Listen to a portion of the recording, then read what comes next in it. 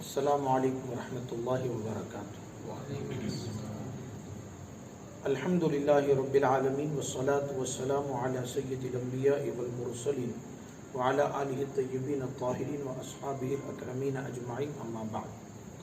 قال تعالی فی القرآن المجید والفرقان الحمید، اعوذ باللہ من الشیطان الرجیم، بسم اللہ الرحمن الرحیم، اہدنا الصراط المستقیم صراط الذین انعمت علیہم غیر المغضوب علیہم ولا الضالین۔ صدق اللہ العظیم وصدق رسولہ النبی الامین الکریم ونحن علی ذلک لمن الشاہدین والشاکرین والحمد للہ رب العالمین۔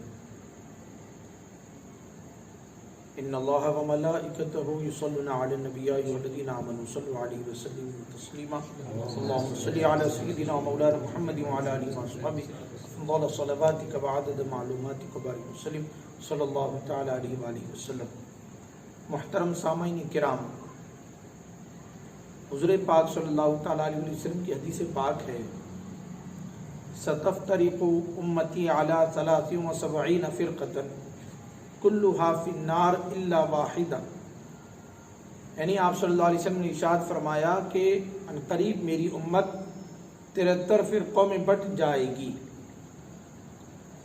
اور سب کے سب جہنم میں جائیں گے سوائے ایک فرقے کے، یعنی 72 دوزخ میں جانے والے ہوں گے اور ایک فرقہ جنت میں جانے والا ہوگا۔ اس حدیث پاک سے یہ بات واضح ہو چکی ہے کہ اس امت میں فرقہ بندی ہونا ہے، گمراہی پھیلنا ہے، بدعقیدگی اور بے دینی آنا ہے۔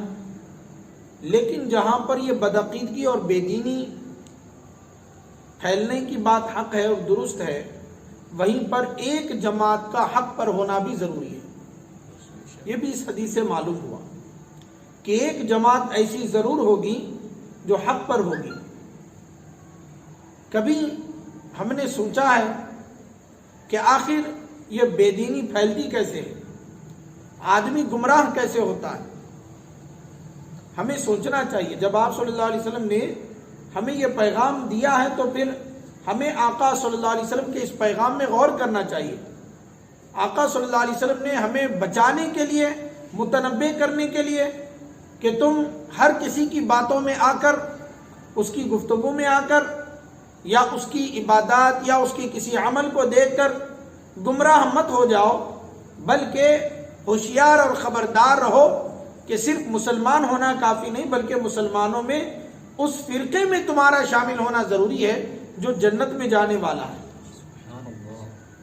تو یہ غور و فکر کرنے کی بات بہت ضروری ہے کہ آخر بے دینی پھیلتی کیسے ہے۔ جہاں تک گمراہی کی بات ہے، یہاں پر میں اپنا ایک موقف ظاہر کرنا چاہتا ہوں۔ وہ یہ ہے کہ 1400 سال کی تاریخ میں اللہ تبارک و تعالیٰ کے فضل سے بڑے بڑے بزرگان دین، بڑے بڑے اولیاء کاملین، بڑے بڑے محدثین، فقہا، مجتہدین تشریف لائے۔ انہوں نے اپنی ہر زمانے میں دین کی جو جو ضرورت تھی اس کو وہ پورا کرتے چلے گئے۔ تو اب جو بندے ان کے کام سے وابستہ رہے اور ان کے فیض سے استفادہ کرتے رہے، وہ یقیناً ہدایت پر رہے، اور جو بندے ان کے کاموں میں شکوک و شبہات رکھنے لگے اور انہوں نے جو تعلیمات دی، انہوں نے جو محنتیں اور مشقتیں کر کے جس دین کے عظیم حصے کی حفاظت کی ہے، اس میں جنہوں نے شکوک و شبہات پیدا کیے وہ گمراہی کی طرف چلے گئے۔ دیکھیے، ایک جماعت صحابہ اکرام کے بعد تابعین کے دور سے ہی ایک جماعت کا وجود ہوا، بلکہ وجود کیا، اصل میں یہ جماعت صحابہ اکرام میں بھی موجود تھی، جن کو ہم مجتہد کہتے ہیں۔ کیا کہتے ہیں؟ مجتہد کہتے ہیں۔ مجتہد کون ہوتا ہے؟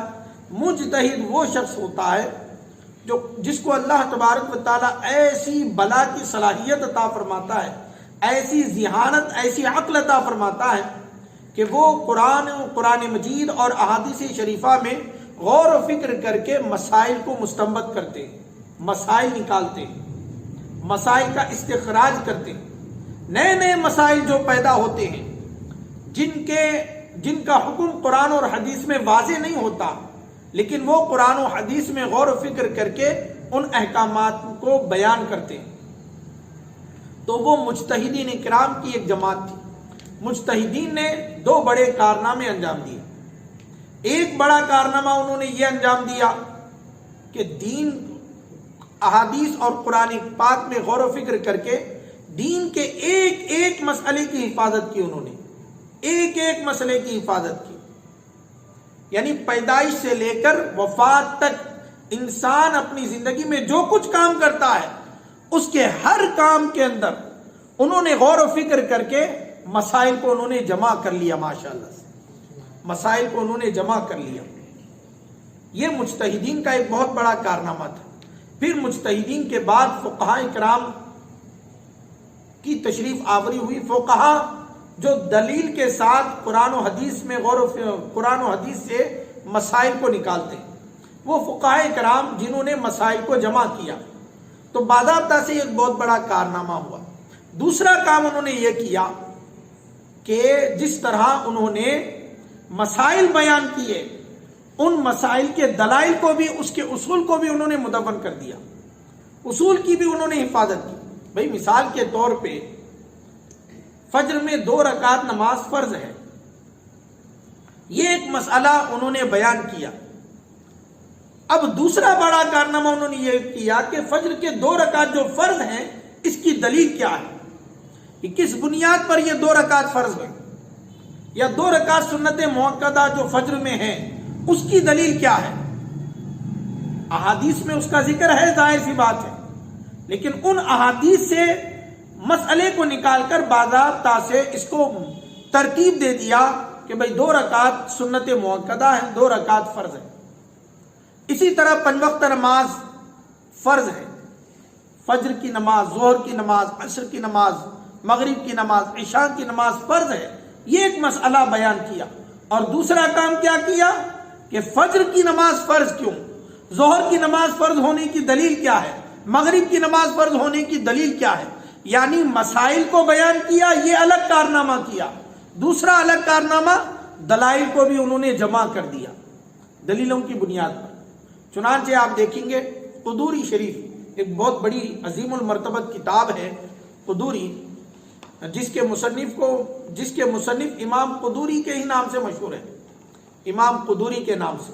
اور یہ قدوری شریف سینکڑوں سالوں سے مدارس میں پڑھتے پڑھاتے آ رہے ہیں، بلکہ فقہ حنفی میں اصل کی حیثیت رکھتی ہے قدوری شریف، تو اس کو بہت بڑی مقبولیت حاصل ہے۔ تو علماء اکرام بیان کرتے ہیں قدوری شریف کے اندر 12,000 مسائل کو انہوں نے بیان کر دیا، 12,000 مسائل۔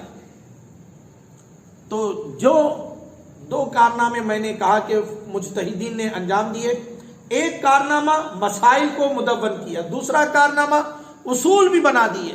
تو جو مسائل کو مدون کیا اس سے مسائل فقہ، علم الفقہ اس کو کہتے ہیں، اس کو کیا کہتے ہیں، علم الفقہ کہتے ہیں، علم الفقہ کہتے ہیں۔ اور دوسرا جو کارنامہ کیا اس سے اصول فقہ اس کو کہتے ہیں، علم اصول فقہ۔ یہ بھی باضابطہ سے اس کا بھی ایک مضمون بن گیا، یعنی یہ 2 الگ الگ سبجیکٹس ہو گئے، ایک علم الفقہ اور ایک علم اصول فقہ، یہ الگ 2 سبجیکٹ ہو گئے۔ اور اس پر کتابیں بھی الحمدللہ انہوں نے پھر تحریرات کی۔ دوسری ایک جماعت پھر امت مسلمہ میں اللہ رب العزت نے اس امت کو عطا فرمائی، بزرگوں اور اولیاء کاملین میں سے ایک جماعت وہ تھی، وہ جن کو ہم متکلمین کہتے ہیں۔ بہت سے تقریباً عوام الناس میں سے اس بات کو نہیں جانتے۔ یہ جماعت کا نام کیا ہے؟ متکلمین۔ یہ متکلمین علماء صالحین اللہ والوں کی جماعت ہے۔ انہوں نے کیا کیا؟ انہوں نے قرآن اور حدیث کے اندر غور و فکر کر کے صحیح عقائد اور درست عقائد کو انہوں نے جمع کیا۔ اللہ رب العزت کی معرفت، اللہ رب العزت کی ذات و صفات کے تعلق سے، آقا صلی اللہ علیہ وسلم کی شان رسالت کے تعلق سے، آقا صلی اللہ علیہ وسلم کی معجزات، آپ صلی اللہ علیہ وسلم کے ذات و صفات کے آپ صلی اللہ علیہ وسلم کے ذات سے کیا کیا عقائد ضروری ہیں، وہ سارے عقائد کو انہوں نے محفوظ کر دیا، باضابطہ سے عقائد کا ایک چیپٹر بن گیا، اس کا ایک سبجیکٹ بن گیا، اس پر انہوں نے کتابیں لکھی۔ ان بزرگوں کو کیا کہتے ہیں؟ متکلمین کہتے ہیں۔ اور یہ جو عقائد کا جو علم تھا اس کو علم الکلام کہا گیا۔ اس کو کیا کہا گیا؟ علم الکلام کہا گیا۔ تو ظاہر سی بات ہے کہ ہر آنے والے دور میں ہر مسلمان کے پاس یہ سکت نہیں ہوتی، ہر مسلمان کی یہ استطاعت نہیں ہوتی کہ وہ قرآن و حدیث میں غور و فکر کر کے جو ہے عقیدے کو سیکھے۔ اس کے لیے یہ بس کی بات نہیں ہے۔ تو یہ بزرگان دین جانتے تھے، اور یہ کس زمانے میں؟ جب کہ دین میں فتنے پیدا ہونے لگے، لوگ فلسفے پڑھ کر بھٹکنے لگے، گمراہ ہونے لگے، کوئی فرشتوں کا انکار کرنے لگا، کوئی اللہ رب العزت کے صفات میں مختلف شکوک و شبہات پیدا کرنے لگا، کوئی جنت و دوزخ کا انکار کرنے لگا۔ تو اس زمانے میں ان بزرگوں نے ایک بہت بڑا احسان کیا اس امت پر کہ انہوں نے عقائد کی حفاظت کی۔ ہم گرچہ کہ اس جماعت کو جانتے نہیں، لیکن ہمیں یہ ماننا چاہیے کہ آج جو ہم مسلمان ہیں انہی کے طفیل سے ہیں، انہی کا یہ بڑا احسان ہے کہ انہوں نے عقائد کی باضابطہ سے حفاظت کی۔ تیسری جماعت ہے مفسرین کرام کی۔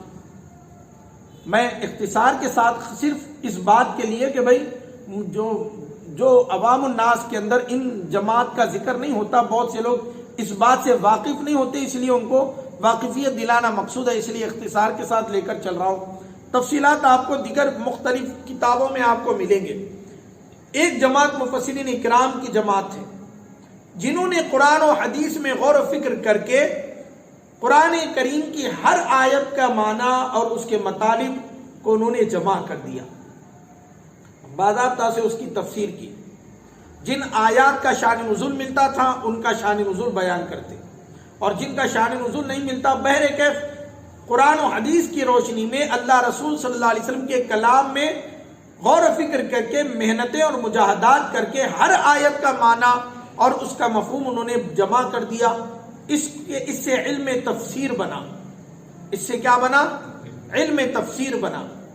یہ ایک مفسرین اکرام کا بڑا کارنامہ ہے۔ اگر یہ ایسا نہ کرتے تو پھر کوئی بھی کسی بھی طریقے سے قرآن کریم کا کوئی بھی جس طرح چاہے معنی بیان کرتا اور لوگ شک میں پڑ جاتے کہ بھئی یہ معنی صحیح ہے یا غلط ہے۔ تو مفسرین اکرام نے بہت بڑا احسان کیا، انہوں نے باضابطہ سے علم تفسیر پر کتابیں لکھ دی ہیں۔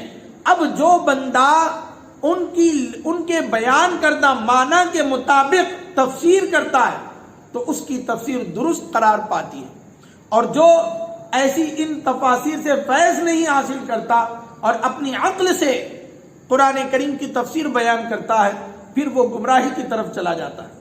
اور آقا صلی اللہ علیہ وسلم نے فرمایا جس نے قرآن کی تفسیر کو اپنی عقل سے بیان کیا اس نے اپنا ٹھکانہ دوزخ میں بنا لیا۔ اللہ اکبر۔ تو حاضرین محترم، پھر ایک جماعت محدثین کی جماعت ہے۔ یہ بات بہت قابل توجہ بات ہے۔ محدثین کرام نے کیا کیا؟ محدثین کرام نے بڑا یہ کارنامہ کیا کہ انہوں نے آقا صلی اللہ علیہ وسلم کی ایک ایک حدیث کو ڈھونڈ کر اور حدیث کو بیان کرنے والے جو راوی تھے ان کے حالات کو دیکھ کر، ان کی طبیعتوں کو دیکھ کر، ان کی حقیقت کو جان کر کہ وہ کتنے نیک ہیں، کتنے پرہیزگار ہیں، ان کی ثقہ، ان کی حافظیں، ہر چیز پر غور و فکر کر کے ان سے احادیث لیتے تھے اور اس کو انہوں نے جمع کرنا شروع کیا۔ ایک ایک حدیث کو لینے کے لیے سینکڑوں میل کا فاصلہ طے کرتے تھے، صرف ایک حدیث کو لینے کے لیے۔ کبھی پتا چلتا کسی کو کہ فلاں شخص، فلاں صاحب ہیں جو 2 حدیث آپ صلی اللہ علیہ وسلم کے ان کو یاد ہیں اور وہ بیان کرتے ہیں، کیونکہ یہ جو آج جو ہمارے سامنے جو بخاری، مسلم، ترمذی، سیاستہ ہمارے سامنے ہیں وہ اس زمانے میں نہیں تھے۔ وہ دور ایسا تھا کہ بھائی جس کو جتنی حدیثیں یاد ہوتی بس اس کو اتنی حدیثیں یاد ہوتی۔ تو اس میں ایک فتنہ پھر پھیلا، دشمنان اسلام نے ایک فتنہ گڑھا، جھوٹی حدیثیں بیان کرنا شروع کر دی۔ تو لوگ شکوک و شبہات میں پڑ گئے کہ بھئی کون سی صحیح حدیث ہے، کون سی حدیث لینا ہے۔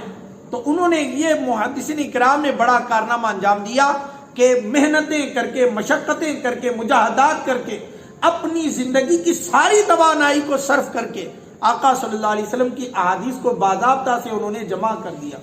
اللہ رب العزت نے ان محدثین کو ایسی بلا کی عقل عطا فرمائی تھی کہ سینکڑوں احادیث، لاکھوں احادیث بلکہ ان کو یاد ہوا کرتی تھی۔ جیسے امام بخاری رحمۃ اللہ تعالی علیہ، جن کو امیر المؤمنین فی الحدیث مانا جاتا ہے، علم الحدیث میں امیر المؤمنین ہے، امام بخاری خود فرماتے ہیں مجھے 2 لاکھ احادیث یاد ہے۔ سبحان اللہ، 2 لاکھ احادیث۔ اب پھر 2 لاکھ احادیث میں سے انہوں نے چھانٹ کر شرائط کے ساتھ جو ہے، سند کے ساتھ جو ہے احادیث کو انہوں نے جمع کیا، اس کو جو ہے صحیح بخاری کہتے ہیں۔ پھر اسی طریقے سے امام مسلم، امام ترمذی، امام ابن ماجہ، امام نسائی، امام داؤد رضی اللہ تعالی، ایسے بڑے بڑے اجلہ محدثین اس امت میں آئے۔ یہ محدثین کا بڑا کارنامہ۔ تو محدثین نے کیا کام کیا؟ محدثین نے احادیث کو جمع کیا۔ انہوں نے کیا کیا؟ احادیث کو جمع کیا، اور احادیث کو جمع کرنے میں سند کا بہت خیال رکھا ہے۔ انہوں نے سند کا بہت خیال رکھا ہے۔ آپ قرآن کریم پڑھیں گے تو آپ کو نہیں دکھے گا کہ یہ آیت کون سنائے، انہوں کس سے لیے، انہوں کس سے لیے، نہیں۔ قرآن کریم اللہ کی کتاب ہے، صحابہ کرام نے اس کو محفوظ کیا۔ جیسے قرآن نازل ہوا تھا آقا صلی اللہ علیہ وسلم پر، ویسا ہی قرآن ہم تک پہنچا ہے تواتر کے ساتھ۔ اس میں تحقیق کی کوئی ضرورت نہیں ہے۔ جو قرآن 30 پارے آج ہمارے سامنے موجود ہے، وہی 30 پارے اللہ کی طرف سے نازل ہوئے تھے، حضور صلی اللہ علیہ وسلم نے وہ ہمیں عطا فرمائے۔ اس کے اندر کسی قسم کا کوئی شک و شبہ نہیں ہے، لیکن چونکہ احادیث بعد میں لکھی جانے لگی، پہلے احادیث زیادہ یاد کرنے پر فوکس کرتے تھے صحابہ کرام، لکھتے نہیں تھے، لیکن آگے جا کر جب ضرورت پڑی احادیث کی حفاظت کی، جب قرآن جمع ہو گیا تو اب احادیث کی ضرورت پڑی، تو پھر محدثین کرام نے یہ بڑا کارنامہ کیا۔ پھر اس کے بعد ایک جماعت اس امت میں آئی جن کو نحویین کی جماعت کہتے ہیں۔ علم نحو یعنی عربی گرامر، قرآن پاک کی زبان، احادیث کی زبان چونکہ عربی ہے تو عربی کی بھی حفاظت ضروری تھی، تو انہوں نے عربی کے کلمہ اور اس کے معنی اور اس کے اقسام اور اس کی مراد، اس کی طرف انہوں نے توجہ کی۔ یہ نحویین کی جماعت ہے۔ اسی طرح ایک جماعت اللہ رب العزت نے عطا فرمائی، قراء اکرام کی جماعت۔ قراء اکرام ان کے امام مانے جاتے امام عاصم کوفی رحمۃ اللہ تعالی علیہ۔ انہوں نے کیا کیا کہ انہوں نے قرآن کریم کی تلاوت کو آقا صلی اللہ علیہ وسلم کی روایت کے مطابق جو ہے اس کی حفاظت فرمائی کہ کس طرح کس لفظ کو پڑھا جاتا ہے، مخارج کس طرح ادا کیے جاتے ہیں، صفات کس طرح ادا کیے جاتے ہیں، ہر ایک لفظ کا تلفظ اس کی حفاظت انہوں نے کی۔ اسی لیے آج جو بھی ہم تجوید پڑھتے ہیں نا، اس کو اصل میں قراءت امام عاصم کوفی کہتے ہیں۔ اور یہ جو ہم پڑھ رہے ہیں، امام عاصم کوفی کے 2 شاگرد تھے، امام حفص، امام شعبہ۔ تو یہ جو ہم پڑھ رہے ہیں، امام حفص رحمۃ اللہ تعالی علیہ کی روایت کردہ قراءت کے مطابق پوری دنیا میں آج قرآن پڑھا جا رہا ہے۔ آپ قرآن مجید آپ کھولیں گے تو جہاں پر اختلاف آ جاتا وہاں پر جو ہے امام حفص رحمۃ اللہ تعالی علیہ کا ذکر آ جاتا، آپ کو اوپر حاشیے میں دے دیتے بروایت حفص رحمۃ اللہ تعالی علیہ کی۔ اس طرح انہوں نے کارنامہ انجام دیا۔ تو یہ بزرگوں کا ایک بہت بڑا احسان، اور یہ ان کی جماعت تھی جس کا میں نے اختصار سے ذکر کیا۔ اب بندہ گمراہ کیسے ہوتا ہے؟